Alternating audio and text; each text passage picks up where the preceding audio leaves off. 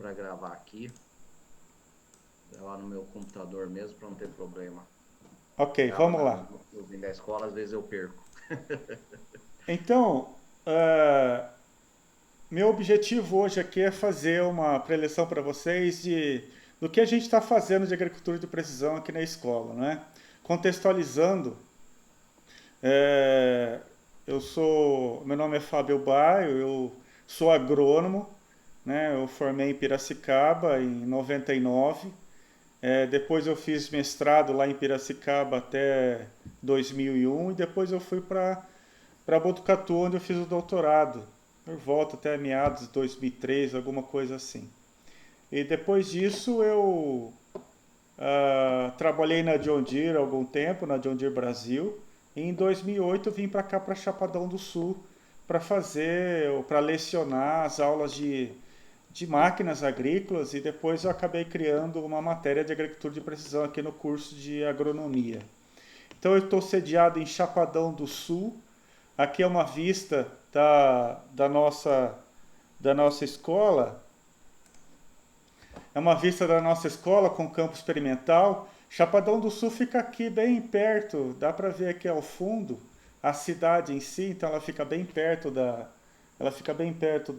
escola.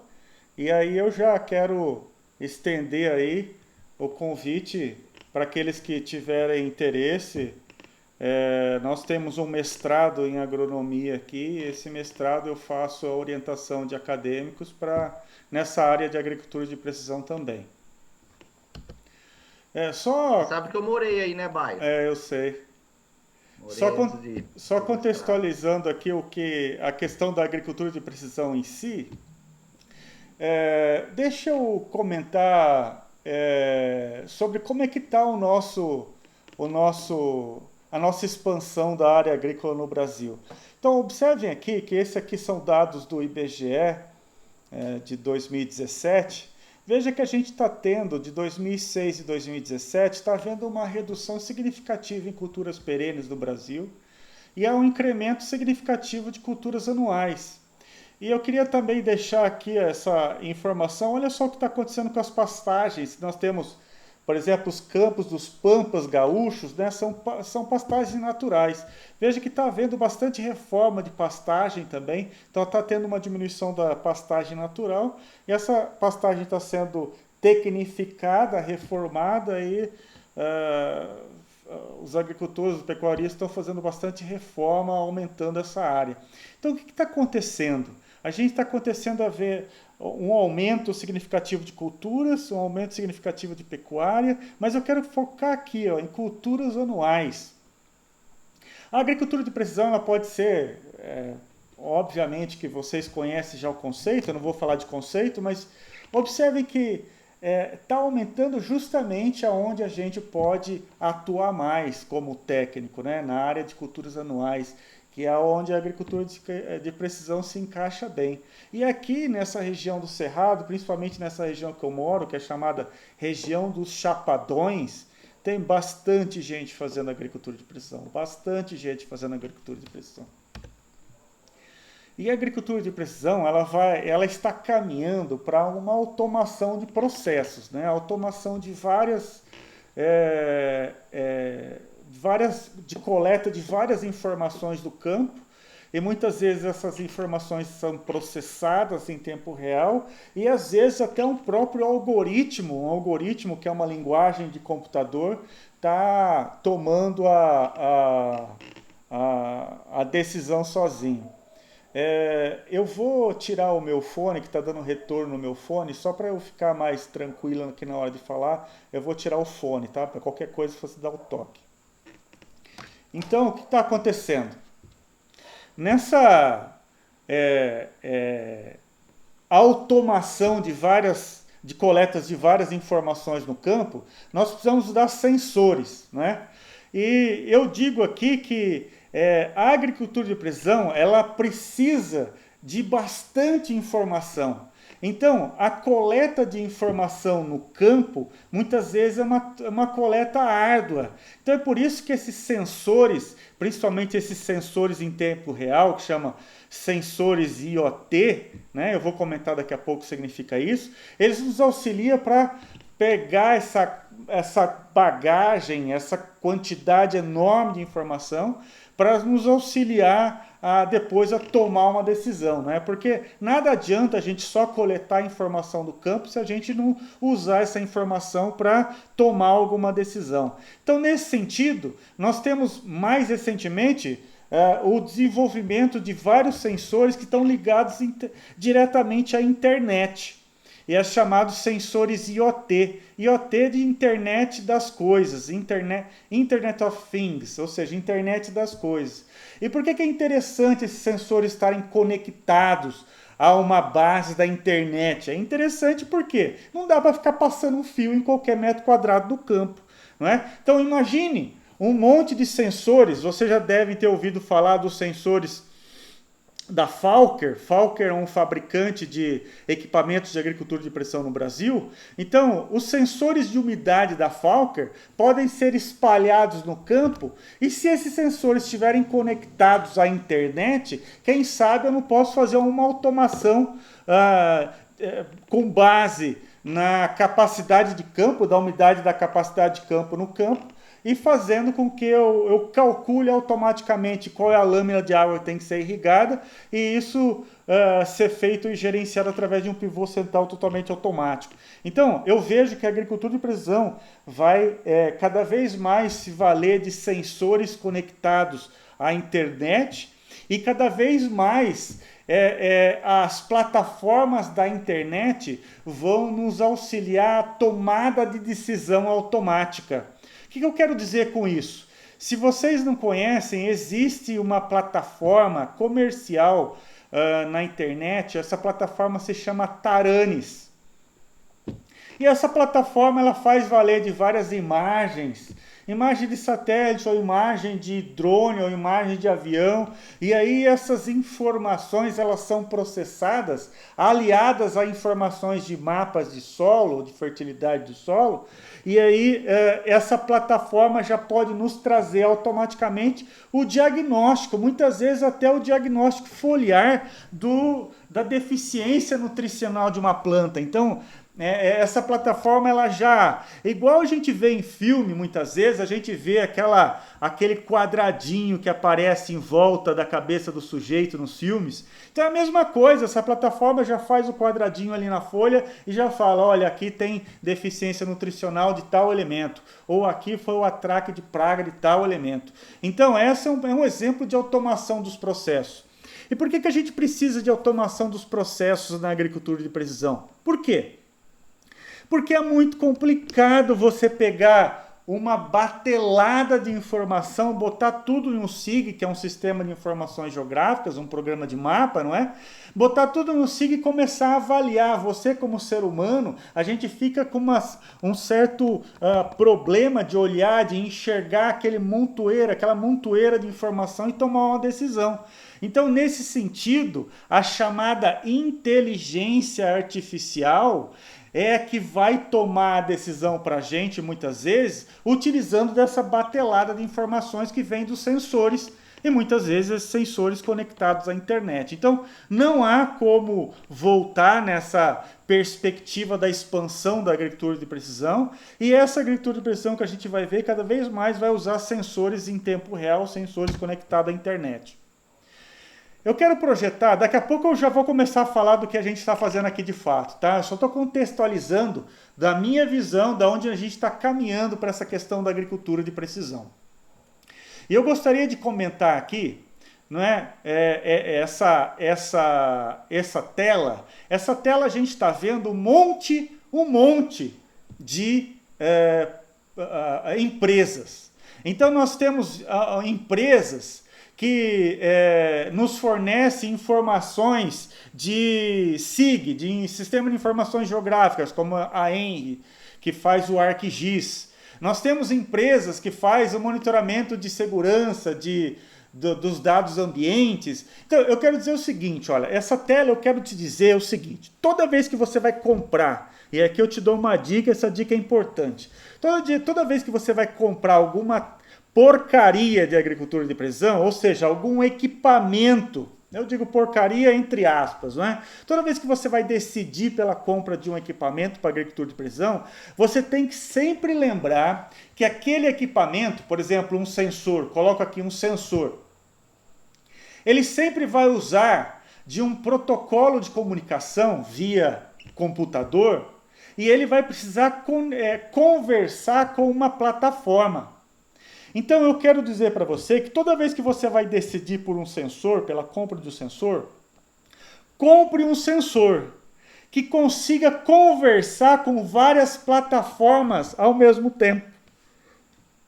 Por que eu estou dizendo isso? Porque senão você corre o risco de comprar um equipamento para agricultura de precisão que você vai ter dificuldade depois de operá-lo, porque ele não conversa, por exemplo, com um software chamado ArcGIS. Ou você não consegue mandar aquela informação para a nuvem ou para uma rede de computador, porque ele não possui um protocolo adequado de comunicação.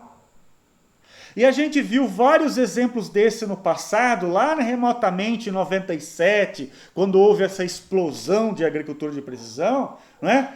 Quando começaram a surgir aqueles equipamentos, colhedoras embarcadas e coisa arada, porque muitas vezes o sensor era desenvolvido por uma determinada empresa, muitas vezes ligada a empresas de maquinaria agrícola, e aí aquele equipamento de agricultura de precisão não conversava com plataformas. Então o que adianta, né? E aí o agricultor se sentia frustrado, e aí muitas vezes já abandonava aquela coisa chamada agricultura de precisão na época. Então, se você quiser ter sucesso na hora da decisão pela compra de um equipamento de agricultura de precisão, um sensor, por exemplo, tenha em mente que ele precisa conversar com equipamentos de informática. Então, tenha em mente que ele precisa conversar com plataformas, não é? Softwares de sistema de informações geográficas, por exemplo. Né? Eu gosto de apresentar essa tela, por quê? Porque na agricultura de precisão, muitas vezes a pessoa vai lá, eu vou trabalhar como prestador de serviço e eu vou querer fazer recomendação de adubação. Muito bem, se você for um prestador de serviço para recomendar adubação em taxas diferenciadas na agricultura de precisão, você vai precisar levantar informação. Ora, levantar informação, por exemplo, fazer um mapeamento de fertilidade dos solos, você gasta, não é? Depois você precisa interpretar, você vai gastar o seu tempo para interpretar aqueles mapas. Então isso tem um custo, você gasta também o gasto do seu tempo. Ora, esse ciclo ele só se fecha, o ciclo da agricultura de precisão ele só se fecha depois que você coleta a informação, interpreta a informação e você faz uma intervenção. Então o agricultor vai querer de você, como prestador de serviço, que você entregue para ele uma recomendação de intervenção. Porque se você só fizer mapinha de potássio, mapinha de CTC, mapinha seja do que for, você só está gastando o recurso do agricultor. Você precisa fazer uma intervenção. E a intervenção nesse ciclo que eu estou comentando, por exemplo, da aplicação de taxas diferenciadas, essa intervenção vai ser via a aplicação de doses diferentes de calcário, ou de fósforo, ou de potássio, não é? Então esse ciclo precisa fechar. Você como consultor, você precisa entregar um ganho ao agricultor. Você precisa fazer ele economizar dinheiro, ou ganhar mais. Ou economizar dinheiro através da redução de dosagem de algum insumo, ou fazer ele ganhar mais através do aumento da produtividade, tá bem? Então o ciclo precisa fechar. Só mapa gasta, só mapa é só gasto, ok? Então, qual é a demanda para você como prestador de serviço? O agricultor já está farto de mapinha, você tem que dar o retorno econômico para ele.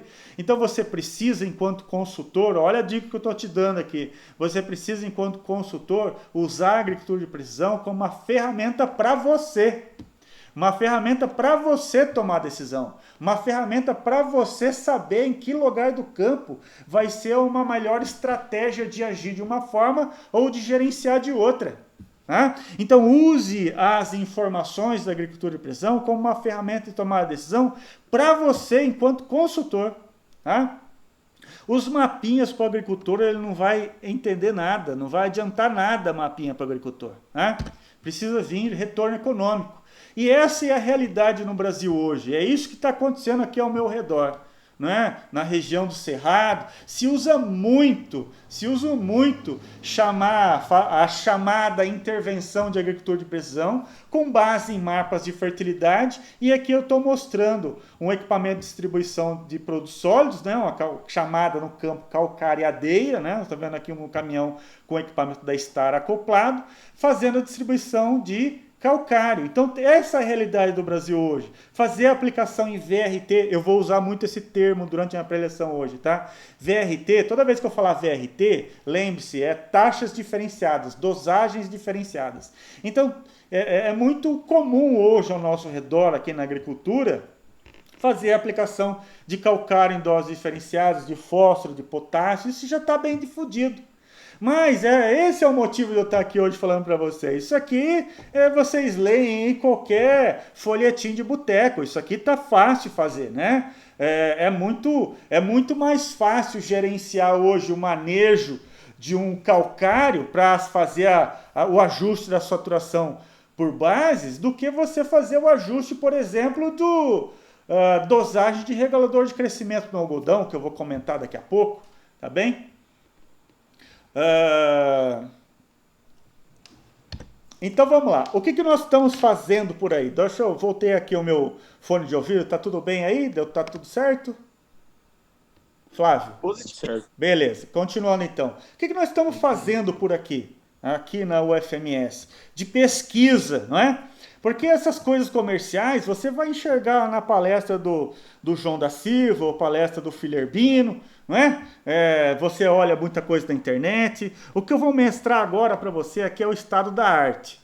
O que eu vou mostrar aqui agora é coisa que está sendo publicada em revista científica internacional, tá bem? O que nós estamos fazendo por aqui? Então, nós temos um laboratório de agricultura de precisão, nós temos vários equipamentos, programas de computador, e nós temos alunos de iniciação científica, alunos de mestrado envolvidos com isso, e eu tenho um grupo de trabalho junto com outros docentes aqui também. A gente não consegue fazer nada sozinho, tá bem? Então você vai entender isso também na agricultura de precisão, se você quer entrar de consultor nessa área. Sozinho vai ser difícil. Sozinho você vai fazer isso aqui, ó. Isso aqui tá fácil fazer sozinho. Mas eu quero te levar a pensar, a passar para o próximo nível. O próximo nível, por exemplo, é fazer a aplicação localizada de herbicida usando um equipamento para aplicação em tempo real. Ah, mas isso é fácil, só ir lá e ligar a máquina. Não, você precisa decidir vários fatores. Muitas vezes, por exemplo, eu vou te trazer aqui um exemplo, que nós temos colegas aqui ao nosso redor, que eu trabalho junto com um consultor de agricultura de precisão aqui também, não é? Então, onde ele está fazendo já a aplicação, até mesmo do inseticida em VRT no início do cultivo do milho. Ao invés de aplicar em área total, usa um equipamento para aplicação localizada que foi desenvolvido para controle de plantas daninhas, como você está enxergando nessa área aqui. E aí esse equipamento vai enxergando onde está ou não a linha da soja no início do desenvolvimento, antes da soja fechar. E por que aplicar em área total? Se a soja não fechou ainda e tem lá 45 centímetros de espaçamento e vamos supor lá 35 centímetros de solo. Por que ele está aplicando no solo? Né? Então é o estado da arte que eu quero te levar a pensar, né? Porque isso aqui está fácil, isso aqui todo mundo está fazendo de agricultura de precisão, tá bem? Então o que nós estamos fazendo por aqui? Ora, principalmente, como eu comentei, por isso que eu coloquei aquele slide lá falando dos sensores de internet das coisas. Ora, nós precisamos levantar muita informação no campo, né? Muito provavelmente vocês já ouviram falar de como que é feito o mapeamento de CTC, mapeamento de pH. Ora, você pega a amostra, você geolocaliza a amostra, você coleta a amostra, manda para o laboratório, faz um mapa. Então é assim que se coleta a informação, né? Ora, muito bem, mas e outras coisas na agricultura de precisão? Por exemplo, se eu quero fazer o controle de planta daninha, fazer o controle de planta daninha, eu preciso mapear onde está a planta daninha. Ora, e qual que é o mais fácil? Eu ir lá e contornar cada reboleira de planta daninha que está acontecendo lá no campo. Para você ter uma ideia, os nossos talhões aqui ao nosso redor são de 200 hectares, 300 hectares. É um agricultor de porte médio aqui, ele tem 3.000 hectares. Como é que eu vou andar em 3.000 hectares mapeando planta daninha? Então eu preciso usar sensor remoto, eu preciso usar sensores chamados sensores multiespectrais para fazer o levantamento desses dados. E aqui eu já deixo aqui o cuidado, né? Cuidado por quê? Cuidado com a qualidade desse sensor, porque nós temos agora, veja, depois que saiu essa moda de drone no mercado, todo mundo está comprando drone, todo mundo está comprando um DJI Phantom lá, está enfiando um sensor multiespectral que ele está comprando com o Xuxina da vida, e aí que custa lá $500, e está caindo nessa porcaria, levantando voo e fazendo mapa. Eu quero dizer o seguinte, será que esse mapa que está sendo levantado dessa área, ele tem qualidade? Será que ele está medindo adequadamente os índices de vegetação que ele se presta para medir?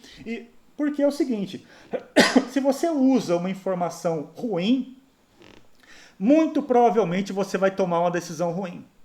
Então, se você tem um sensor que não é lá aquelas coisas, e se você usar aquele sensor para tomar uma decisão, e ele não te informa adequadamente o que é que ele está, aquilo que ele está medindo, provavelmente você vai tomar uma decisão errada, né? Então, cuidado com a qualidade dos sensores. Aqui só como um exemplo, né, nós usamos aqui para fazer medição de índice de vegetação, nós temos sensores instalados nas máquinas, mas o sensor instalado da máquina eu uso mais quando eu vou levar no agricultor. Então a gente vai lá, equipa o pulverizador do agricultor, né, e ele começa lá a fazer as suas pulverizações no meio do ciclo da cultura, e enquanto isso ele vai levantando informação de índice de vegetação. Vou comentar daqui a pouco o que significa esse índice de vegetação, né? Só que isso, né, de certa forma, demora muito. Ora, vai demorar todo o tempo para pulverizar o talhão. E como é que eu faço isso em 3.000 hectares? Bom, então eu vou usar um equipamento que seja muito mais rápido para fazer o mapeamento em 3.000 hectares. Então aqui eu estou te apresentando, esse equipamento é um VANT, não é? Na verdade o termo correto dele é aeronave remotamente pilotada. Esse é o termo técnico segundo a ANAC. Mas ele é um VANT, um drone, não é? Do tipo asa fixa, ou seja, ele não é multirotor, e ele voa, como você está vendo aqui, né? Isso aqui já é um outro que nós temos aqui também, diferente desse, é do mesmo fabricante, mas ele voa. E ele voa fazendo, cada voo, fazendo aí fotografias.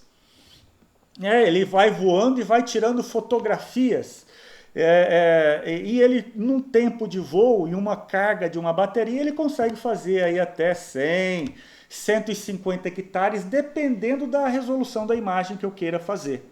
E aí com isso eu consigo fazer em 2.000, 3.000 hectares, aí quem sabe, cada voo ele vai fazer em 20 minutos, 30 minutos, né? Eu consigo fazer aí, tranquilamente os 2.000, 3.000 hectares em 2 dias de trabalho, se for o caso, né? Então veja que aquele tem uma base estacionária, ele não tem controles manuais, quem controla ele é totalmente no computador. Então a gente está vendo aqui o notebook está no campo, ele está comunicando aqui com o drone em voo pelo radinho, não é? E toda a operação é automática, então a gente planeja o voo e ele sobrevoa. Então a gente usa ele, mas veja, quando a gente fala em drone, né, isso aqui é só uma plataforma, o que é importante mesmo é isso aqui, ó. É importante esse sensor aqui que eu estou mostrando, que é o sensor que ele carrega. Então esse mesmo sensor que você está vendo aqui, é uma câmera chamada Parrot Sequoia. Né? Aqui está o site de onde ela foi tirada. E esse que é o ponto principal do sensor, que você precisa ter qualidade para levantar informação. Então veja que essa câmera chamada câmera multiespectral, ela está tirando uma foto. Então ela está tirando aqui, ó, 1, 2, 3, 4, 5 fotos ao mesmo tempo. Então veja aqui, ó, a mesma foto que ele está tirando, uma no verde, uma no red, que é o vermelho, uma no infravermelho e uma no red-edge, que é uma banda, é um comprimento de onda muito próximo do infravermelho. E ele tira uma quinta foto, que é uma foto chamada RGB. Mas você falou que essa aqui é green, ela está cinza. Por que ela está cinza? Ela não está green ou verde. Por que essa aqui não está vermelha? Veja, quando a gente enxerga, nós humanos, nós enxergamos, o nosso olho enxerga uma composição de 3 bandas. Então o nosso olho enxerga azul, vermelho e verde junto. O nosso olho é um sensor. Ele enxerga o azul, vermelho e verde junto. Mas na hora, então é por isso que a gente enxerga colorido. Mas na hora de usar a informação, eu quero saber, só para dar um exemplo aqui, ó, eu quero saber principalmente o vermelho e o infravermelho. Veja aqui, ó, que aonde é branquinho, está refletindo bastante. Aonde é escuro, está absorvendo bastante. Então agora eu vou falar para você a conceituação geral desse lance, dessa coisa de monitoramento com sensores multiespectrais. Ele chama multiespectral porque ele pega várias bandas do espectro, por isso que ele é chamado multiespectral. Então veja aqui, na banda do vermelho, essa árvore aqui que parece uma palmeira, está escuro no vermelho. Por quê? Porque está absorvendo o vermelho. Ora, e por que a planta aqui está absorvendo o vermelho? Porque ela está fazendo fotossíntese. Ah, então a planta ela absorve o vermelho para fazer fotossíntese? Sim. E quanto mais vermelho absorve, mais escuro vai ficar essa imagem no vermelho. Significa que está absorvendo muito vermelho? Então significa que a planta tem muita massa vegetal. Uma soja fechada, por exemplo. Uma soja fechada tem muita massa vegetal, está absorvendo muito vermelho. Por quê? Porque a soja está bombando, fazendo fotossíntese. Já o solo reflete, veja que a planta está refletindo o infravermelho, tá vendo? Está refletindo de volta. O que é infravermelho? Infravermelho, vou traduzir para você, é próximo do calor, tá? Então imagina que, olha aqui o solo, tá vendo aqui, ó, essa área aqui, ó? O que está acontecendo aqui, ó?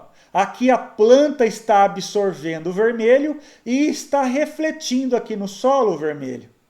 Já olha só o que está acontecendo aqui. A planta está refletindo o infravermelho e o solo está absorvendo o infravermelho. Por isso que a hora, olha só que sacada agora. É por isso que a hora que o sol está rachando, você bota a mão no solo, o solo está quente. E aí você bota a mão na planta, a planta está quente também, mas não tanto quanto o solo. É por isso que o solo fica, o asfalto fica fervendo de fritar ovo, porque ele está absorvendo o infravermelho. Então, o que é esse lance desse sensoramento remoto? É aproveitar essa característica da planta absorver vermelho. A planta reflete verde. A planta reflete verde, mas veja, por que a gente não faz então uma relação de verde com vermelho? Ora, porque a planta ela reflete muito mais infravermelho, tá vendo que tá branquinho aqui? A planta ela está refletindo muito mais infravermelho do que o próprio verde. Só que a gente não enxerga o infravermelho. Infravermelho a gente sente. Infravermelho a gente sente através do calor, né? Mas o nosso olho não enxerga infravermelho. Por isso que a gente usa essas chamadas bandas, que são essas fotos em cinza, para fazer matemática, por exemplo, vermelho menos infravermelho, ou vermelho dividido pelo infravermelho. Pronto, isso é o quê? O índice de vegetação. Então, o que são índices de vegetação? Índices de vegetação são relações matemáticas dessas bandas multiespectrais. E quem tirou essas bandas multiespectrais? Esse sensor. E onde que estava esse sensor? No aviãozinho. Tá vendo como é que as coisas se encaixam? Por isso que a gente tem drone. Para levantar informação mais rápida, em 3.000 hectares, se for o caso. Ora, mas é só essa câmera que presta? Não, tem várias no mercado. Eu estou te apresentando aqui uma outra melhor do que essa. Essa aqui é que a gente tem, essa outra aqui a gente não tem. Então aqui tá vendo? São 5 câmeras, 5 comprimentos de onda. Essa aqui é um pouco melhor do que a anterior, porque essa aqui chama Mica Sense. Um pouco melhor do que a Sequoia, tá? Então, essas são câmeras boas. Tem outras boas no mercado? Eu poderia ficar horas aqui falando. Mas cuidado com aquelas porcarias de $100 da China. Então aqui eu estou te apresentando um outro modelo. Esse aqui é nosso também. Esse é um outro equipamento que não é aviãozinho. Não é? Ele não é asa fixa, é uma asa rotativa. Ah, por que usa aquele outro do que esse? O que é? Enfim, isso aqui é uma questão do estilo da área que você quer voar. Por quê? Porque esse aviãozinho é capaz de fazer 3.000 hectares em 2 dias Por quê? Porque cada voo de bateria dura muitos hectares, já esse aqui não consegue fazer 500, talvez 200, 300 hectares por dia. Por quê? Porque a duração da bateria, ela é usada muita energia aqui para fazer o sistema se sustentar em voo, enquanto o outro tem asa para se sustentar no voo. Ele precisa do motorzinho só para ir para frente. Esse aqui precisa movimentar muitos rotores, muitos motores, ó, tá vendo? Para ele sustentar em voo. Então ele gasta muita energia. Com isso, o tempo de voo é reduzido. Mas o drone é moda? Bom, não é só de drone que vive esses sensores que a gente precisa. Eu preciso ter um drone então para fazer agricultura de precisão? É isso que eu quero dizer. Preciso ter drone para fazer agricultura de precisão? Não, eu posso instalar os sensores na máquina. Veja aqui, ó, um Green Seeker, que é um outro sensor de índice de vegetação, que calcula NDVI, instalado no trator, para mapear NDVI. E com isso, eu vou usar para que essa informação? Ora, eu posso fazer doses diferentes ou doses variadas de nitrogênio em cobertura na cana, né? Aí tem, ó, NDVI, SAV, o que é isso tudo? São índices de vegetação. Índices de vegetações que fazem relações matemáticas daquelas bandas espectrais que eu comentei com vocês agora há pouco. Então aqui foi um trabalho publicado onde eu tive participação, que foi feito aqui foi publicado na Computers, é uma revista internacional sobre eletrônica na agricultura. A gente usou esse carinha para fazer o mapeamento de vários índices de vegetação. Então veja, então a gente usou aqui, ó, vários foram mapeados. Esse trabalho foi feito em conjunto com professores da geografia da UFMS de Campo Grande e um professor da UCDB, chama Emerson Pistori. Então observem aqui, a gente fez um ranqueamento de índice de vegetação através de uma análise de inteligência artificial. Então o que foi feito? Nós mapeamos essa área, né? Mapeamos a produtividade do milho e a gente consegue agora, depois de ter ensinado a máquina, o quanto produziu de milho para cada região do campo, baseado em diversos índices de vegetação, aí depois que a gente lê uma imagem, dá essa imagem, por exemplo, uma imagem de satélite para esse software, ele vai nos predizer qual vai ser a produtividade do milho baseado nos índices de vegetação. Então eu estou apresentando aqui esse monte de índices de vegetação. Observem, qual que é o índice de vegetação? Se você, talvez seja a primeira vez que você ouviu falar desse termo, índice de vegetação. Ou talvez você já ouviu isso no passado, em aulas passadas, ou leu na internet sobre isso. Provavelmente você já ouviu falar do NDVI. NDVI é bom para predizer produtividade. Por quê? Ora, ele é usado desde a década de 70. Né? Se eu quiser fazer um índice de vegetação, eu faço, mas olha só como é bom o NDVI. Veja, você já deve ter ouvido falar de SAV também, ou de GNDVI. Então, eles não foram tão bons para predizer produtividade quanto o NDVI.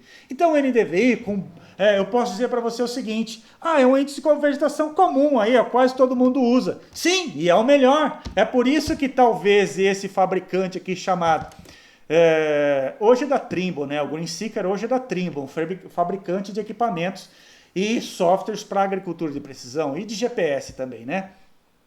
Esse Green Seeker é fabricado pela Trimble e ele calcula NDVI. Por que será? Ora, porque talvez o NDVI serve para bastante coisa hoje na agricultura de precisão, né? Ok, mas por que você usa VANT, não é? Vamos usar satélite, é de graça, tem aí o Landsat, o Sentinel, não é verdade? Por que a gente tem que comprar um VANT, hein? Tem que comprar VANT? Não necessariamente, Mas por que eu não uso satélite nas minhas pesquisas? Por dois motivos. Porque eu faço pesquisa em plot, eu preciso saber aqui, ó, plot de 5x10, um pixel de um Landsat, que é um satélite de sensoramento remoto, um pixel, o que é pixel? Pixel quadradinho. Se eu der zoom, quando você dá zoom no seu celular, você vai dando zoom na imagem, dando zoom, até aparecer um quadradinho com uma cor. O que aquele quadradinho significa? É o pixel. Então o pixel da imagem do Landsat tem 30 por 30 metros. Ele não me serve para fazer pesquisa em parcela. Tá certo? Mas dá para usar no agricultor? Dá para usar no agricultor, dá. Mas qual que é o problema do satélite? O problema do satélite é esse aqui, ó. Tá vendo aqui, ó? Essa é uma imagem de Chapadão do Sul, de uma data. Poderia ter pego de hoje, de ontem, enfim. Mas peguei aqui de uma imagem que está bem característica. Aqui onde está a ponta da seta, está a cidade de Chapadão do Sul. Alguém está enxergando a cidade? Ninguém. Por que ninguém está enxergando a cidade de Chapadão do Sul? Ora, porque tem nuvem. Tá vendo aqui, ó? Não dá para calcular índice de vegetação quando tem nuvem. Esse aqui é o NDVI. A gente está vendo aqui onde eu estou apontando agora, nós estamos enxergando aqui um talhão, bem verdinho. Ora, aqui calculou o NDVI. E o que é esse vermelho aqui no meio? É uma nuvem, tá vendo? Ó, fazendo sombra. Essa nuvem está atrapalhando o cálculo do NDVI nessa imagem inteira. Então perceba, eu posso usar a imagem de satélite num talhão de 100 hectares, 200 hectares, perfeitamente. Só que eu vou ter que usar um satélite, né? Seja o Sentinel europeu ou o Landsat americano, vou ter que usar uma imagem do satélite que não tenha nuvem. Agora imagina você, eu quero usar essa imagem para fazer a adubação nitrogenada do milho aos 20 dias após a emergência. Será que dos 10 ou dos 15 até os 20 dias, em 10 de janeiro, em Chapadão, né? Para quem já passou por aqui ou conhece a região, sabe que aqui em Chapadão do Sul, dos 30 dias de janeiro, muito provavelmente vai chover 25 dias. Então, será que eu vou conseguir uma imagem no dia que eu quero, sem nuvem? Então, esse é o problema de usar, é de graça, ok? É de graça, se você conseguir a imagem, né, sem nuvem, no momento que você precisa. É por isso que esses prestadores de serviço, um pouco mais antenado, que precisa cobrir várias áreas, ele não pode esperar a boa vontade do clima e ter uma imagem totalmente limpa. Então é por isso que muitas vezes esses prestadores de serviços têm à disposição aí, né? Eles acabam comprando drone para fazer levantamento dessas imagens. Aí eu falei muito de imagem, falei muito de drone, de satélite. Para que serve essa coisa arada toda de índice de vegetação? Para isso aqui, olha só. Eu posso predizer a produtividade com base no NDVI. Mas lembre-se quando eu falei para você lá no início, você como prestador de serviço, isso aqui também foi um outro trabalho nosso publicado. Imagina aqui então aqui a produtividade de quê? De algodão comparado com o NDVI. Então observe que quanto maior o índice de vegetação chamado NDVI, numa determinada região do campo, produziu mais o algodoeiro. Mas o que isso vai adiantar para o agricultor? Bom, isso aqui é um trabalho acadêmico, não é?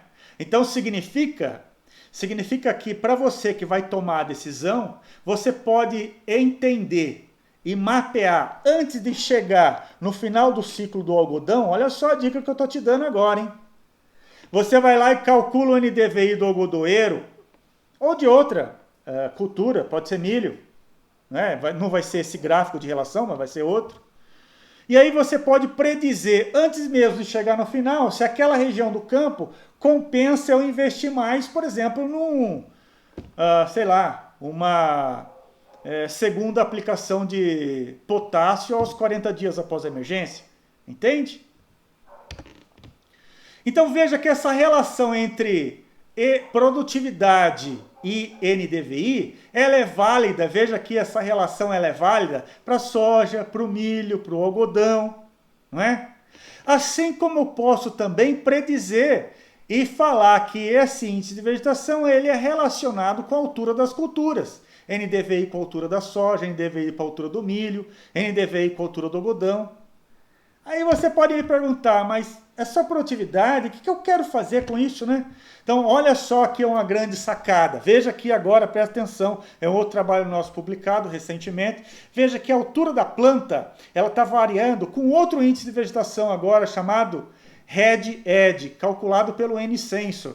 N-Sensor é um sensor comercial fabricado pela Iara, e é utilizado para fazer a aplicação em doses, a aplicação em cobertura, principalmente em cultura C4, milho, por exemplo, não é? Mas eu posso usar esse sensor para mapear e fazer a aplicação nitrogenada na adubação em cobertura de outras culturas, por exemplo, do algodão. Né? Essa planta aqui, a altura da planta é de algodão. Mas pode ser do milho, pode ser da soja. Ah, mas a soja eu não vou fazer nitrogenada. Né? Ah, mas eu posso fazer de outra, posso fazer do girassol, enfim, do que for. E veja aqui, então, que a altura da planta está correlacionada com esse índice de vegetação chamado RED-ED. Imagina você agora, para que eu vou usar a altura da planta, né? Então observe aqui que esses, o que significa esses coloridos? Aqui a gente está vendo a altura da planta com a variabilidade do sensor. Aqui a gente está vendo verde, vermelho, alaranjado, verde, azul. O que são essas variações? Essas variações são datas em que a gente passou o sensor em cima da cultura. Então observem que o indicativo da variabilidade do índice de vegetação ele vai aumentando conforme a altura da planta. Aí você pode me perguntar, mas para que eu quero saber a altura da planta? Ora, no algodão, gente, a gente tem que fazer a aplicação de uma coisa chamada regulador de crescimento. Então, você está enxergando aqui nesse cinza um mapa de regulador de crescimento. Ora, tá vendo que esse mapa de regulador de crescimento ele foi baseado em quê? No mapa do índice de vegetação. Tá vendo aqui a sacada? Então aqui eu já estou trazendo para você. Você quer ser consultor? Quer aí? Tem bastante... a região nordeste de São Paulo produziu muito algodão no passado. Hoje vem diminuindo bastante, não é? Mas tem muito algodão no Cerrado, não é? Então, se você quer gerenciar a agricultura de precisão do algodoeiro, você pode gerenciar a altura da planta. Veja, deixa eu voltar um passo atrás. Falar do algodoeiro. O algodoeiro é uma planta herbácea, o algodoeiro é uma planta que é um arbusto. E vai crescer, passar de 2 metros de altura. Eu não posso deixar o algodão crescer. Por quê? Porque ele não vai produzir nada, aquilo que interessa para mim, que é a pluma. Então, para o algodão produzir algodão, para o algodoeiro produzir algodão, eu tenho que manter o algodão a no máximo 1,10, 1,20 de altura. Então, eu não posso deixar o algodoeiro crescer muito, senão ele não vai produzir. É por isso que a gente aplica um defensivo agrícola chamado regulador de crescimento. Para manter o crescimento ou para controlar o crescimento da planta do algodão. Ora, e se eu aplicar a dose uniforme em área total? Ora, eu mostrei aqui para vocês, acabei de mostrar aqui que esse índice de vegetação chamado RED-ED, ele está atrelado à altura da planta. Ora, se eu estou enxergando aqui variação do RED-ED, significa que aqui, onde está maior esse índice de vegetação, a planta está maior. E aqui a planta está menor. Eu não posso aplicar aqui onde a planta está menor. Por quê? Ora, se eu aplicar aqui onde a planta está menor, ela vai crescer nada, menos ainda. Eu tenho que falar para o algodão parar de crescer onde a planta de algodão está elevada, está com uma altura elevada, que é aqui. Então veja que esse aqui é o meu mapa de prescrição, esse cinza aqui em cima. Ele está mostrando o ml por hectare do regulador de crescimento. Quanto que a gente aplicou aqui onde tinha baixo índice de vegetação? 0. Tá vendo? Aqui, não foi aplicado nada. E aqui? Aqui é onde o algodão estava alto. Aqui eu precisava de mais dose de regulador de crescimento. Então aqui a gente carregou mais a dose do regulador de crescimento. Tá vendo? Isso só é possível você fazer enquanto consultor na área de agricultura de precisão se você levantar uma informação. E qual é a informação que você levantou? O índice de vegetação. Então olha só que legal aqui. Esse aqui é o resultado do trabalho que foi publicado aqui. Veja. Isso aqui não é porque foi só um trabalho publicado, que isso aqui está do ponto de vista acadêmico. Nós temos já alguns agricultores aqui ao nosso redor, da região de Chapadões, que já está fazendo uso dessa técnica aqui. Tá vendo? Olha só que legal. Aqui nós fizemos a primeira aplicação do regulador de crescimento. Veja, toda vez que você olha um gráfico, você tem que ler os eixos, senão você não entende o que está aí sendo desenhado aí para você, não é? Então veja que aqui nós temos dias após a emergência do algodoeiro, de 20 até 120 dias, e aqui nós temos taxa de crescimento diária. Então a gente tem aqui, ó, milímetros por dia de crescimento do algodoeiro. Ora, eu não posso, se você gosta da cultura de algodão, anote o que eu vou te falar agora. Anote o que eu vou te falar aí, eu não aprendi isso na escola não, hein? Eu tive que aprender isso na raça depois, porque algodoeiro não foi o foco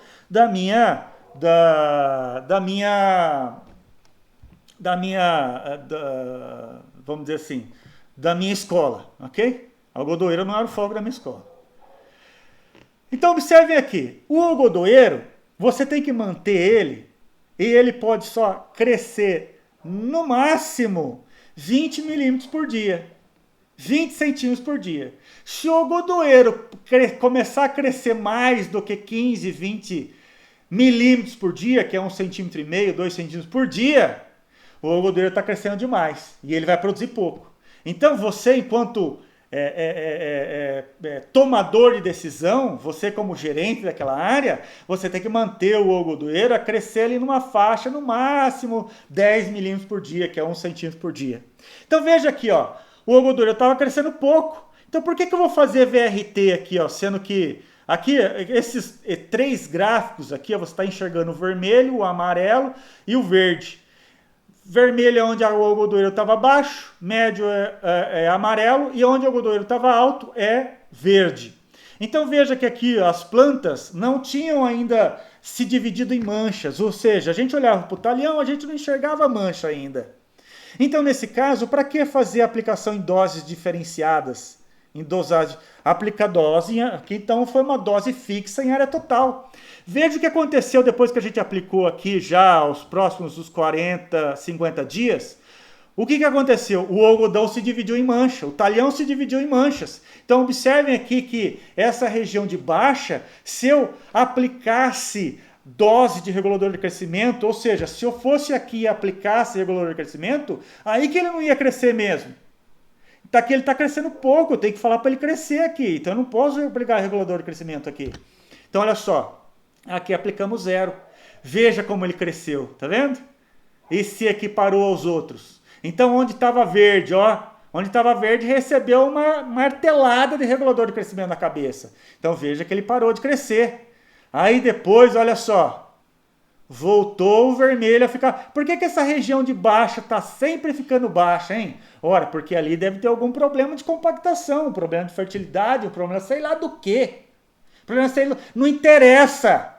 Então você, como tomador de decisão na agricultura de precisão, para de querer adivinhar o que é que está acontecendo na área. Gerencie aquilo que você se prestou a fazer. Se você se prestou a fazer o ciclo, veja aqui o ciclo, veja o ciclo. Vamos lá, levantamos a informação, índice de vegetação.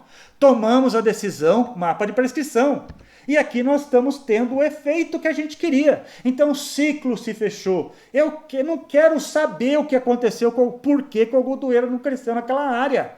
Posso até investigar, mas eu estou me prestando, eu estou entregando ao produtor uma promessa. Qual é a promessa? Ora, eu vou te igualar a altura do algodoeiro na sua área. Tá vendo aqui onde eu não apliquei de novo, 0 de novo? Olha, aqui ele cresceu mais ainda. Mas observem vocês que até aqui os próximos dos 110 dias, aqui o algodão vai parar de crescer. Eu não vou parar, eu não vou precisar aplicar mais regulador de crescimento depois dos 130 dias do algodoeiro. E a hora que ele vai até os 180 dias, 210 dias. Então veja que o algodão aqui, ó, estabilizou numa altura, aonde? Estabilizou aqui próximo de onde eu queria, entre 15 e 20 milímetros por dia. Ora, atingi meu objetivo, entreguei ao produtor aquilo que eu prometi, ótimo, estou satisfeito. Eu não quero saber o porquê que produziu menos, ou porquê que ele estava... Ora, aí se eu for contratado para isso, eu vou investigar, vou fazer um mapa de compactação, vou saber lá se é a planta daninha, ou se tem alguma praga de solo, seja o que for, não é? Mas aquilo que eu fui contratado, eu estou entregando. É isso que eu quero te dar essa lance, entendeu? É isso que eu quero te mostrar. Veja, então, aqui já é um outro trabalho também feito, principalmente publicado esse ano. O professor Marcato estava envolvido no trabalho, o professor Marcato da UFMS e o Pistori lá da UCDB. Observe aqui o que eu quero mostrar de novo aqui, vários índices de vegetação.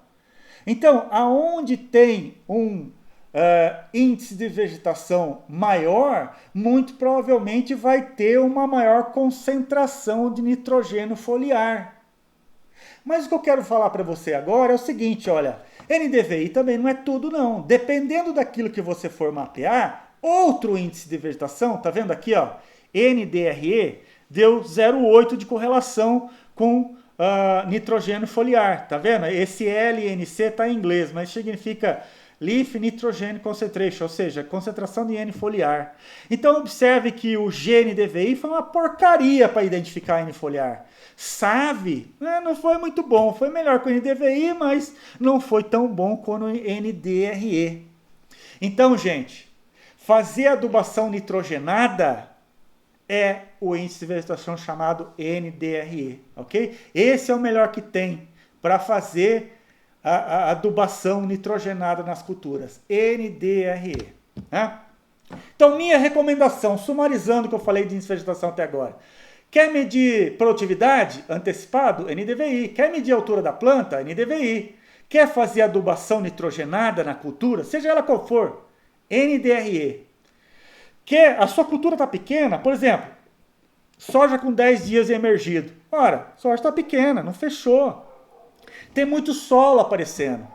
Então, nessas condições onde a cultura está pequena, tem muito solo exposto, usa esse índice aqui, ó, chamado SAVE, que ele filtra um pouco essa interferência do aparecimento de solo na cena.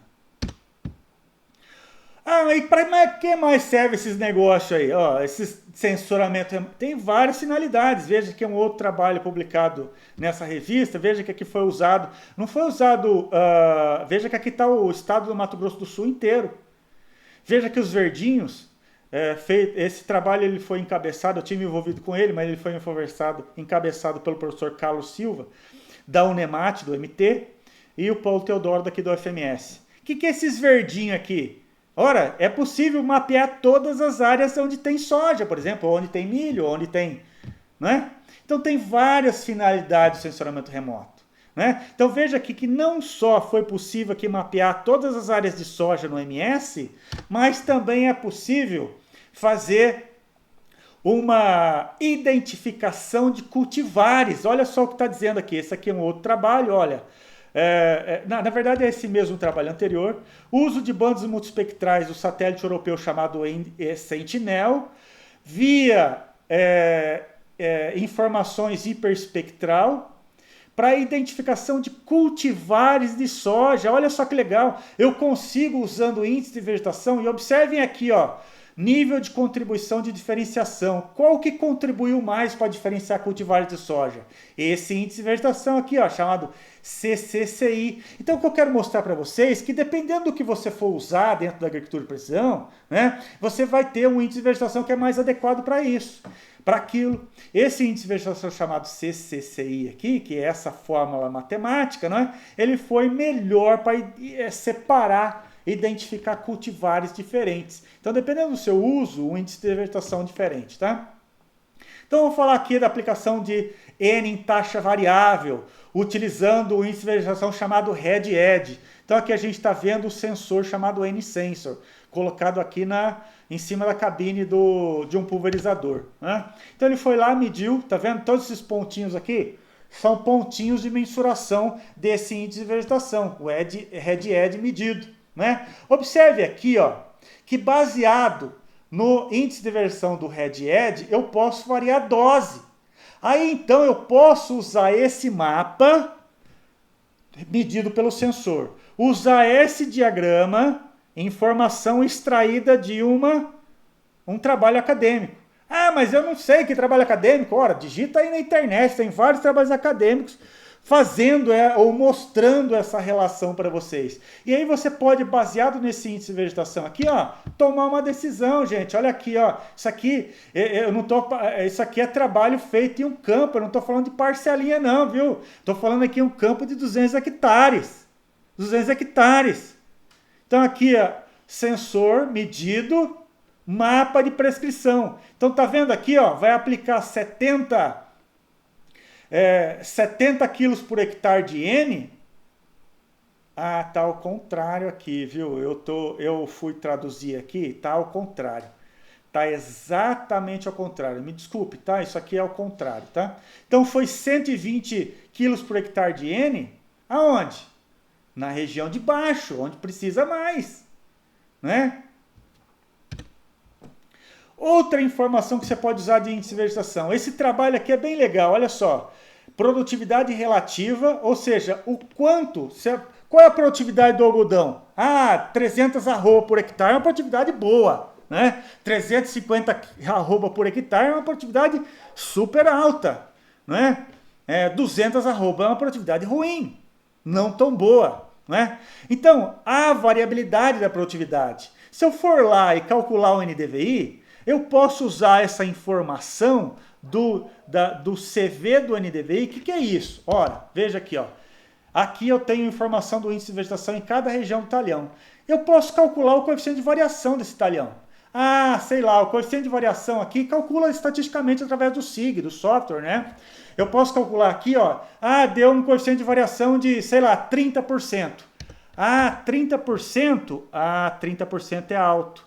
Esse talhão de algodão só vai me conseguir entregar 25% daquilo que eu espero. Ora, olha só que coisa legal, gente. Olha só que coisa legal. Aos 60 dias do algodoeiro, o algodão vai até 200 dias. Aos 60 dias do algodoeiro, se ele me der um coeficiente de variação do NDVI lá de 20, 30, 25, 30, 35%, pode passar grade naquele talhão. Pode passar grade. O algodoeiro não vai produzir nada. A produtividade do algodoeiro vai ser muito baixa naquele talhão, né? Olha só que legal. Mas que mais que é feito aí, né? Só esses negócios de vegetação? Não. Vamos mudar de ramo agora. Vamos falar de outra coisa. Vamos falar do solo. Vamos variar a população de soja e milho baseado na população de semeadura. O quê? Sim. Quanto é uma população boa de soja aí? Depende do cultivar, né? Você tem cultivar aí para 300 mil plantas por hectare, você tem cultivar para 450 mil plantas por hectare. Vamos pegar o de 350. Vamos pegar, e eu quero fazer aí a variação da população. Mas como é que eu vou fazer isso, hein? Então eu tenho, olha só que legal o trabalho que foi feito aqui, ó. Condutividade elétrica aparente do solo. Então eu posso usar uma informação do solo, que é a condutividade elétrica. Qual sensor eu vou usar? Aqui eu estou apresentando dois, são dois VERES, né? Nós não temos esse aqui, mas esse aqui nós temos, ó. Então esse aqui é um sensor VERES. Esse sensor VERES aqui, ele está medindo compactação, condutividade elétrica, ele está medindo o infravermelho e o vermelho do solo, várias coisas, tá? Ele é por amostragem. Já esse outro é o tipo gradinha, é o tipo que talvez vocês viram aí, já viram alguma coisa na internet sendo feita por aqui no Brasil, né? Esse é mais comum, esse da esquerda. Já esse da direita é menos comum. Mas nós temos aqui para finalidade acadêmica, né? Enfim, seja qual for, ou for mesmo da Falker, ou seja o da Saci, né? São fabricantes de equipamentos para agricultura de precisão no Brasil, vai calcular a quantidade elétrica aparente do solo. Eu já ouvi falar disso, hein? O que é isso aí? É o quanto está conduzindo de eletricidade. Então esses discos aqui, ó, eles são carregados eletricamente, ele dá choque. E esses discos vão conduzir mais ou menos eletricidade baseado na, por exemplo, CTC do solo. Quanto maior a CTC do solo, maior é a condutividade elétrica. Por isso que a gente pode, então, usar esse dispositivo, ao invés de ir lá e fazer um mapa de fertilidade, custa caro, né? É caro fazer um mapa de fertilidade, eu vou usar um equipamento desse e vou tirar esse mapa muito mais barato, né? Então veja-se, ó, que nós temos um mapa que foi feito com essa gradezinha, vamos chamar assim, né? Esse VERES. E aí esse mapa foi interpolado. Então a gente está vendo aqui zona vermelha, amarela e verde. zonas de alta condutividade elétrica e zonas de baixa condutividade elétrica. Então, o que eu posso influir sobre isso? O que isso aí está me dizendo? Ora, onde é baixa condutividade elétrica, tem menos argila, gente. Olha só que interessante, tem menos argila. Ora, se tem menos argila, aonde tem menor quantidade elétrica, olha o que eu vou falar para você agora. Então, aqui onde tem mais argila, tem maior quantidade elétrica, tem mais argila. O que eu preciso fazer aqui? Olha a sacada que eu vou te dar agora. Você pode carregar maior quantidade, maior dose de fósforo aqui. Por quê? Porque a argila do solo, ela absorve fósforo e vai disponibilizar para a planta. Então aqui precisa de mais fósforo e aqui precisa de menos fósforo. Tá vendo uma sacada? A quantidade elétrica, ela é relacionada à CTC do solo. Então eu posso dizer que nessa região do verde é mais fértil e nessa região do vermelho é menos fértil do ponto de vista de fertilidade potencial, né? Isso que a CTC representa. Sim, pode dizer isso. Então eu posso usar esse mapa que foi lá e passou a gradinha. Qual foi o meu custo para você, prestador de serviço? Precisou comprar essa gradinha. Mas uma vez que você tem essa gradinha e comprou a gradinha, você coloca e dilui o custo dessa gradinha no número de hectares que você vai prestar serviço para os seus vários agricultores que você presta serviço. Tá vendo quando lá no início da preleção eu falei que você vai usar essas informações para você, enquanto consultor? Não é? Então aqui você vai entregar para o agricultor, fala aqui, ó, você vai lá, passa a sua gradinha, vai medir a quantidade elétrica do solo e você vai entregar um mapa de fósforo para o cara. Olha só que legal. Qual que é o custo? Vai ser o custo do seu trabalho, da sua hora, mais o custo de depreciação da gradinha. Tá? E olha lá, eu falei para você antes de começar, falei assim, ó, vamos variar a população de soja. Olha só, aqui é mais fértil e aqui é menos fértil. Gente, olha só a grande sacada agora. Olha o que eu vou falar para vocês. Grava isso aí, que eu vou falar para vocês. Aonde é mais fértil, a soja fecha mais rápida. E dependendo do hábito de crescimento da soja, se é determinado ou indeterminado, ela vai vegetar demais. Então aqui onde é mais fértil, eu preciso diminuir a população. Aí você pode me dizer, eu já li isso em algum lugar, hein? Sim, eu vou provar para vocês aqui, ó. Então a gente variou a população de soja, tem várias populações de soja aqui, né? Esse aqui também foi um trabalho publicado. Veja, várias populações de soja. E com várias populações de soja, veja aqui o que aconteceu, ó. Produtividade, aqui, ó, tá difícil de ler, mas essa caixinha que eu desenhei aqui, ó, tá escrito EC. EC é condutividade elétrica. Veja que ele está próximo do yield. Primeira de coisa, às vezes você vai me xingar agora e falar, mas o que é esse trem aí? Bom, isso aqui é um gráfico. Isso aqui é um gráfico mostrando aonde os tratamentos são semelhantes. Aonde as variáveis são semelhantes. Então, aonde tem setinha aqui, nós estamos vendo aqui, ó, índice de vegetação NDVI, resistência à penetração. Então, observem aqui, ó, resistência à penetração. O que é resistência à penetração? Compactação. Veja que a resistência à penetração está do lado inverso da produtividade, que é yield. Então, a produtividade, aonde foi mais produtivo, era onde tinha menor resistência à penetração. Olha só que interessante. E aonde foi mais produtivo, é onde tinha maior condutividade elétrica. Então, é isso que eu estou dizendo para você. Ó. Eu não falei para você que aqui, ó, aonde que é a maior quantidade elétrica tem uma maior fertilidade potencial e tende a produtividade da soja ser mais produtiva aqui. E ela vai fechar muito rapidamente, vai começar a vegetar. Então eu vou diminuir a população. Sim, diminui a população naquele lugar. E olha só aqui é a conclusão do trabalho, né? A decisão, vou traduzir aqui, desculpe pelo inglês, mas olha a decisão. Ó. A estratégia foi de aumentar 20% na taxa de semeadura da população, aonde tinha menor quantidade elétrica. Então, o que a gente fez no trabalho? Aonde tinha maior quantidade elétrica, diminui a população, aonde tem menor quantidade elétrica, aumenta a população. Por quê? Porque a soja não vai vegetar tanto ali, não vai produzir tanto, mas eu vou igualar a produtividade como? Tendo mais planta por metro.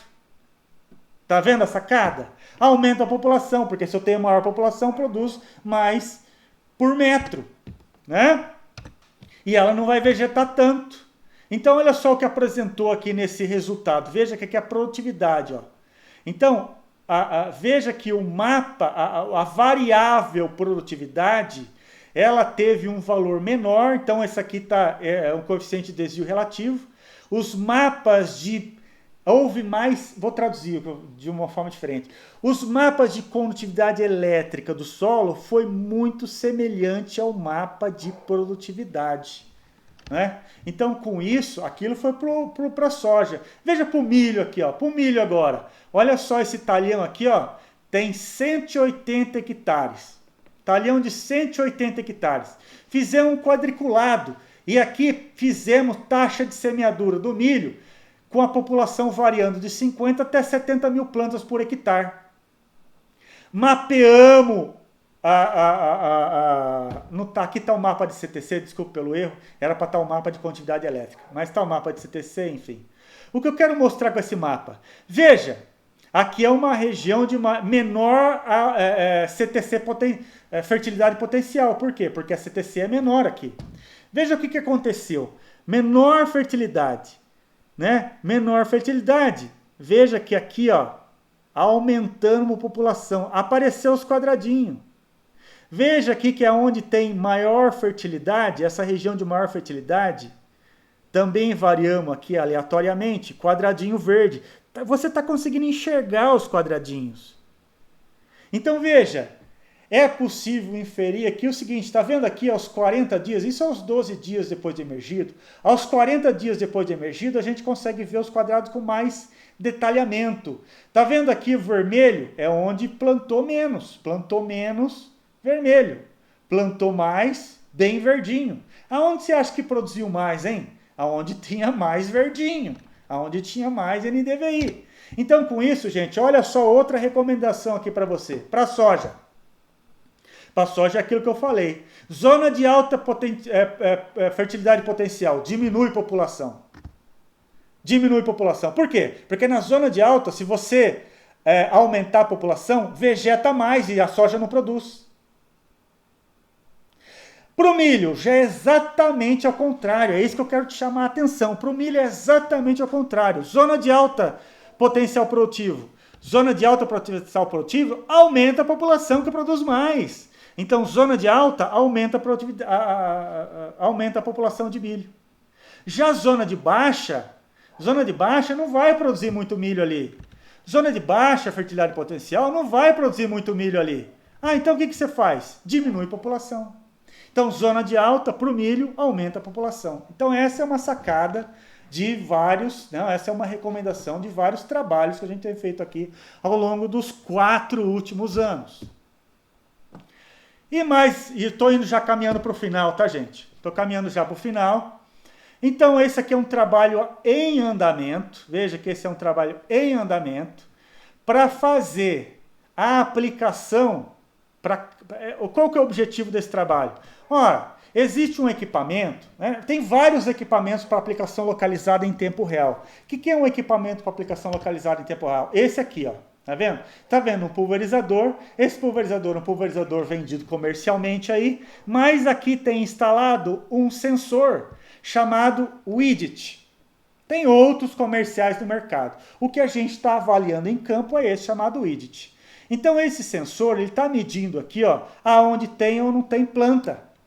E aí o que ele vai fazer? Aonde tem planta, ele vai deixar a válvula solenoide abrir e vai aplicar herbicida onde tem planta. Aqui onde não tem planta, não vai aplicar. Então olha aqui, ó, para que veja você agora fazendo tá vendo esse carinha aqui, ó? Como é que é o nome desse cara aqui, ó? Planta daninha resistente. Como é que é o nome dessa planta daninha resistente? Buva. É uma praga, buva, resistente a Roundup, a glifosato. Então ele precisa de um herbicida específico para matar ele. Caro, mais caro que o glifosato, óbvio. E aí eu vou precisar passar na área inteira? Não, aqui não tem buva nesse meio onde eu estou apontando. Para que eu vou aplicar aqui? Não é? Então, se eu tiver uma máquina dessa que aplica só onde é necessário, quanto isso vai me reduzir de herbicida nessa área total. Esse aqui é um talhão de 100 hectares. Então observe que aqui, onde tem bastante planta daninha, observe nesse canto, nesse outro canto, a barra ficou aberta totalmente. O que significa essa legenda? Olha, porcentagem da barra. Significa que nessa região onde eu estou apontando, que não era necessário muita quantidade de herbicida, não é? Nós temos aqui ó, de 0 a 10. Talvez aqui de 0 a 10. Senão ia ficar tudo colorido, né? Por isso que eu deixei transparente. Mas veja que aonde a barra do pulverizador ficou 100% aberta? Ora, só nessa região onde tinha muita planta daninha mesmo. Aonde não precisava, né? Porque esse equipamento aqui, ó, ele faz controle bico a bico. Então, observe vocês que nós temos vários dispositivos desses, espaçados de 1 metro na barra, e ele vai controlando os bicos que estão posicionados a 50 centímetros de espaçamento da barra, por exemplo, né? Então, observem aqui que com isso nós conseguimos uma redução, olha só, várias aplicações. Então, nós monitoramos essa fazenda, na verdade são 2 fazendas monitoradas por 2 safras. Soja, milho, safrinha, soja e milho, safrinha. E esse aqui, ó, que nem foi publicado ainda esses resultados, hein? Vocês estão vendo isso aqui em primeira mão. Qual que é a porcentagem de redução do herbicida na dessecação? Veja que é da ordem de 60% a 90%. Eu posso usar ele, inclusive, na desfolha. Veja, conseguindo aqui na soja, na desfolha. Eu posso usar ele, inclusive, na primeira aplicação de fungicida, aos 15 dias, 10 dias. E porque a soja não fechou ainda, ele vai aplicar onde tem a linha da soja. Onde não tem a linha da soja, ele não aplica. E olha só, eu consigo uma redução de pelo menos 50% em média da aplicação do fungicida, mesmo sendo esse equipamento aqui desenvolvido para planta de daninha. Esse negócio que foi desenvolvido na Europa, bastante usado lá na Europa, na Austrália. Esse uso aqui é brasileiro, olha só, nós estamos usando aqui já para aplicação do fungicida na soja, assim como para o milho. Para o milho safrinha não vai fazer a dessecação, né? Logo depois que fez a colheita da soja, já entrou com o milho aqui, né? Então observem, nós vamos até a 4ª aplicação de inseticida no milho. Veja que vai reduzindo. Por quê? Porque o milho vai aumentando de massa foliar e vai diminuindo aquele espaço que fica sem aplicar, não é? Então, conforme o milho vai aumentando o estágio de desenvolvimento, não é? O sensor ele vai fazendo com que menos área seja... ou seja, mais área, vou falar de uma forma diferente. Conforme o milho vai aumentando o estágio de desenvolvimento, o milho vai fechando e vai aparecendo menos o solo, né? Portanto, a economia vai reduzindo. Bom, só para finalizar aqui, o que mais que nós estamos fazendo por aqui? Usando o índice de vegetação para medir a massa foliar, para variar, veja aqui, medimos o índice de vegetação em vários estágios de desenvolvimento no algodoeiro. E com isso, olha só que legal, esse é um outro trabalho publicado.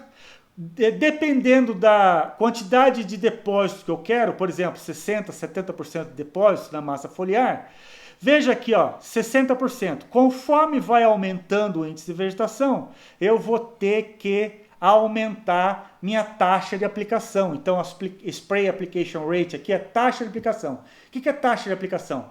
É o chamado aí na praça volume, né? Aumenta o volume. Então eu posso variar aqui conforme a massa vegetal do algodoeiro, variar aqui de 40 a 120 litros por hectare.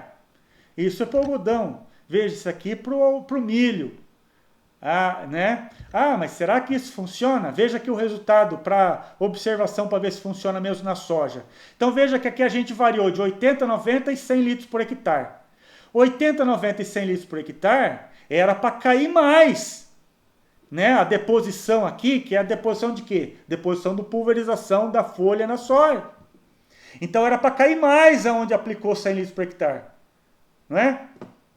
Por que caiu a mesma coisa onde aplicou 80? Ora, porque aonde tinha mais soja, mais massa vegetal, aplicou mais, que por folha caiu a mesma coisa. Então esse resultado aqui mostra para você, prova para você, que as deposições foram iguais, independente da taxa de aplicação. Ou seja, aumentamos a taxa de aplicação ou o volume com base na massa vegetal e caiu a mesma coisa na média do talhão. Olha que interessante isso, não é? Muito bem. Tá, só para finalizar, esse é um outro trabalho que está sendo desenvolvido. Isso é uma outra recomendação que eu te dou de graça aqui. Ó. O que você vai fazer? Você está acostumado, você já deve ter aprendido a fazer mapeamento de fertilidade. Faz um grid, vai lá e tira amostras nesse grid, não é? Olha só o que eu vou te indicar aqui, ó. O que você vai fazer? Você vai lá e vai pegar, ele vai fazer isso aqui, ó. Aumente 10% a mais de pontos na sua área. Então, se você pegou esse grid aqui, ó, esse grid aqui, sei lá, tem uns 40 pontos, sei lá, 30 pontos. Então, eu fui lá e aumentei 3 pontos, olha só. Aumentei um ponto aqui a mais, aumentei um ponto aqui a mais. Por que eu aumentei esses pontos aqui, ó? Para ajudar o meu programa de SIG a fazer a interpolação na curta escala. Bom, agora o que eu vou falar agora para vocês em 2 minutos, eu só vou te dar uma recomendação. Aumente 10% de pontos aleatorizando a sua área. E por que eu estou recomendando isso? Para ajudar na hora da interpolação, para facilitar e te dar fazer com que o seu mapa seja mais próximo da realidade. Eu vou mostrar a prova disso para você. Bom, para eu te falar o que vai acontecer, eu vou precisar de 4 meses aqui de explicação, porque eu preciso te dar uma matéria chamada geoestatística. Então é por isso que eu vou só recomendar para você e pedir para você acreditar em mim. Acredita em mim! Aumente 10% de pontos aleatoriamente na área. Então foi isso que essa aluna de mestrado está fazendo. Ó. Pegamos 5 fazendas. Nessas 5 fazendas, fizemos mapeamento de fertilidade e aumentamos aleatoriamente 5% e 10% a mais. Olha só o que aconteceu quando a gente aumenta 10% a mais dos pontos. Ó. Tá vendo essa região aqui? Ó? Então, esses são os pontos azuis. Só pelos pontos azuis deu essa interpolação que eu estou projetando para você. Ah, eu estou vendo a variabilidade, eu consigo enxergar a variabilidade. Esse mapa está realmente representando aquilo que é real na área? Ele está diferente desse, hein? Qual que é a diferença desse mapa da direita e do mapa da esquerda? O mapa da esquerda tem 10% a mais de pontos aleatorizados na área. E com isso o software conseguiu interpolar melhor. O software vai conseguir interpolar melhor e nos entregou uma variabilidade muito mais detalhada, tá vendo? Que está muito mais detalhado. Então eu consigo um aumento do detalhamento da variabilidade espacial com pouco menos recurso, né? Ao invés de fazer lá uma grade de 50 por 50. Ah, deixa eu dizer, essa grade aqui, ó, esse talhão é maior que esse, tá? Então essa grade aqui é de 5 por 5 hectares, hein? É a grade 5 por 5 hectares, como está sendo usado aí na prática. Então, o que eu quero acrescentar na técnica na hora que isso for publicado? Eu quero falar, ó, pode fazer grade 5 hectares, pode fazer, dependendo do nível de variabilidade de fertilidade do solo que você tem. Pode fazer grade 5 hectares, mas faz 10% a mais. Não precisa fazer grade de 50 por 50 metros. Pode fazer de 5 hectares, que dá aí alguma coisa como 200 e poucos metros. Mas aumente pontos na curta escala, para ajudar o software a fazer o mapeamento. Tá bem? E olha aqui provando para você aqui, ó. Esses aqui são os erros. Né? RMS é um erro estatístico, é uma variável estatística de erro. Então veja que conforme a gente aumentou para 10%, melhorou a condição do erro. Vou falar aqui do ponto de vista de geoestatística, olha só, a hora que a gente aumentou 10% dos pontos, diminuiu o efeito pepita, melhorou aqui, passou de interpolação fraca para forte e diminuiu o erro. Né? Então aumente os 10%. E só para finalizar, e as zonas de manejo? A zona de manejo, para fazer zona de manejo, eu recomendo você a estudar esse tipo de gráfico. O que é esse tipo de gráfico? Eu não tenho tempo aqui para expressar e para falar isso com detalhamento. Mas isso é um gráfico que chama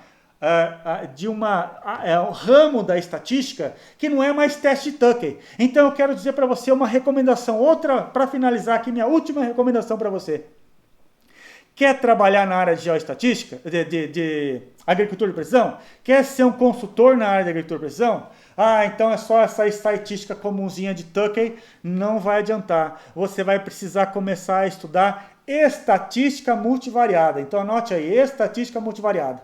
Esse aqui é um gráfico de um resultado de uma estatística de multivariada, chamada componentes principais, que mostra que a variabilidade da produtividade, olha, a variabilidade da produtividade, ela está próxima do fósforo, próxima da saturação por base e próxima do pH. Para qualquer região do Brasil, não. Não, é isso que eu quero te indicar, gente. Toda vez que você veja um gráfico desse, você vê que isso foi mapeado do solo de um talhão. O talhão vizinho é outro, o talhão na sua área é outra. Então esses estudos precisam ser feitos em loco de cada produtor. Né? E só para finalizar, a agricultura de precisão é vantajosa? Então esse aqui é um outro trabalho publicado nosso, né? A agricultura de precisão é vantajosa? Sim, é vantajosa. Isso aqui para 3 mil hectares de algodoeiro, com várias coisas usadas com agricultura de precisão e sem agricultura de precisão, vários insumos, herbicida, KCl, nitrato de potássio, nitrato de amônia, MAP, NPK, taxa de regulador de crescimento, custos do mapeamento, tá vendo aqui, ó, custos do mapeamento de fertilidade, e aqui no convencional, para a agricultura convencional e para a agricultura de precisão. A agricultura de precisão é vantajoso? É vantajoso. Olha o índice de lucratividade, ó. Algodão com agricultura de precisão, índice de lucratividade de 40% de retorno. Algodão convencional, índice de lucratividade de 37%, ou seja, a agricultura de precisão traz retorno? Traz retorno e é vantajoso economicamente. Para onde nós vamos daqui a pouco? O próximo passo que eu quero mexer, não é? Estamos caminhando para isso. Isso aqui é uma imagem de câmara termal de 2 cachorros. Não é? Aqui você está vendo o cachorro. E isso é possível usar aqui na soja. Está vendo? Essa imagem foi eu que fiz. Essa câmera eu comprei. Então nós estamos vendo aqui a imagem da soja e estamos vendo aqui a linha da soja. Não é? E estamos observando aqui, ó, aonde está escuro, é menor a temperatura. Então aqui é a linha da soja. E onde está clarinho? É o solo, que esquenta. Vou usar isso aqui para quê? Para gerenciar irrigação. Gerenciar irrigação. E com isso eu termino a preleção e vamos agora abrir para